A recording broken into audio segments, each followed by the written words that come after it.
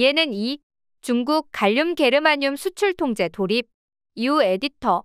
중국이 1일 반도체용 희귀금속인 갈륨과 게르마늄에 대한 수출 통제에 들어갔다. 중국 상무부와 해관총서에 따르면 수출통제법과 대외무역법, 세관법 등의 규정에 따라 이날부터 갈륨과 게르마늄 그리고 관련 품목을 수출하고자 할 때 허가를 받아야 한다. 갈륨과 게르마늄은 반도체 제조와 통신 및 군사 장비 등에 널리 사용된다. 갈륨은 화합물 반도체에 쓰이며 특히 차세대 전력 반도체 소재로 주목받는 산화갈륨과 질화갈륨도 수출 허가 품목에 포함되면서 한국 반도체 산업에도 영향을 미칠 것으로 예상된다. 또한 게르마늄은 광섬 유통신과 적외선 카메라 렌즈 등에 쓰이는 필수 금속이다. 블룸버그 통신에 따르면 중국은 갈륨의 경우 전 세계 공급량의 94%, 게르마늄은 83%를 각각 점하고 있는 사실상 독점적 생산국이다. 앞으로 수출업자가 갈륨과 게르마늄 그리고 관련 품목을 수출하려면 상무부에 수출 허가 신청서를 제출해야 하고 신청서 제출 시 외국 수입업자와 최종 사용자에 대한 정보는 물론 관련 수출 계약과 최종 사용자에 대한 증빙을 제시하도록 했다. 이와 관련해 중국 관영 매체인 글로벌 타임스는 관측통들의 말을 인용해 이번 첫 조치는 중국의 핵심 국가 이익을 보호하기 위한 차원에서 취해진 것인 만큼 중국을 탄압한 국가들의 기업들이 타격을 받을 것으로 보인다고 말했다. 베이징 다루이 경영 컨설팅의 마지화 창업자는 영향을 받을 1차 대상은 중국에 유사한 통제를 부과하고 중국의 핵심 이익을 침해한 나라들의 기업이 될 것 같다며 그러나 사용처가 합리적이고 관리가 적절하다면 수출 통제 확대에 걱정할 필요는 없다고 주장했다.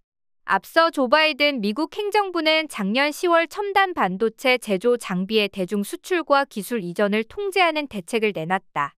미국의 줄기찬 압박에 일본은 7월 23일 첨단 반도체 노광 세정 검사 장비 등 23개 품목을 수출할 때 중국에 대해선 개별 허가를 받도록 하는 사실상의 수출 통제 조치를 발표했고 네덜란드도 오는 9월 1일부터 의무적 수출 허가 조치를 시행한다. 이런 상황을 감안하면 중국의 갈륨과 게르마늄 수출 통제 조치는 미국과 일본, 네덜란드의 기업들에 타격을 줄 것으로 보이며 한국과 대만도 미국을 뒤따를 경우 그 대상이 될 공산이 크다.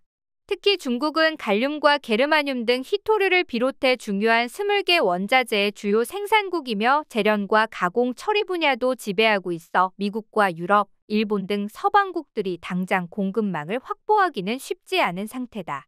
앞으로 중국이 갈륨과 게르마늄 이외에 더욱 필수적 희토류로 수출 통제 대상을 확대하지 않겠느냐는 외국 기업들의 우려에 글로벌 타임스는 중국의 수출 법규를 문제 삼는 대신에 자국 정부의 중국 기업들에 대한 불공정한 처분을 중지하도록 요청할 것을 촉구했다.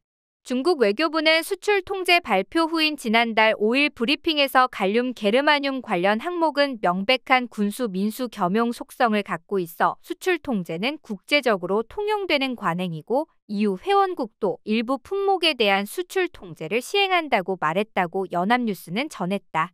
또 중국 정부는 법에 의거해 갈륨 게르마늄 관련 품목에 대해 수출 통제를 실시해 합법적 용도에 사용되도록 할 것이라며 특정 국가를 표적으로 삼지 않을 것이라고도 덧붙였다. 한편 정부는 반도체를 비롯한 관련 업계와 함께 국내 공급망 상황 점검에 들어갔다.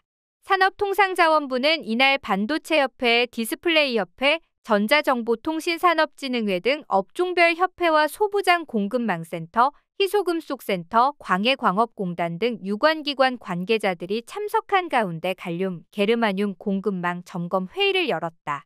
회의에서 정부와 업계는 서로 긴밀히 협력해 수급 동향을 상시 점검하고 수급에 어려움이 생길 때 신속한 해결을 도모하기로 했다. 또한 갈륨, 게르마늄을 포함한 주요 수입 비존 품목의 공급망 안정화를 위해 소부장 공급망센터, 희소금속센터, 광해광업공단은 공급망 협의체를 운영할 계획이다. 이들 기관은 세계 수급 동향 등 정보 공유, 비축 수요 조사 및 조달, 재자원화 및 대체 기술 발굴에 협력한다.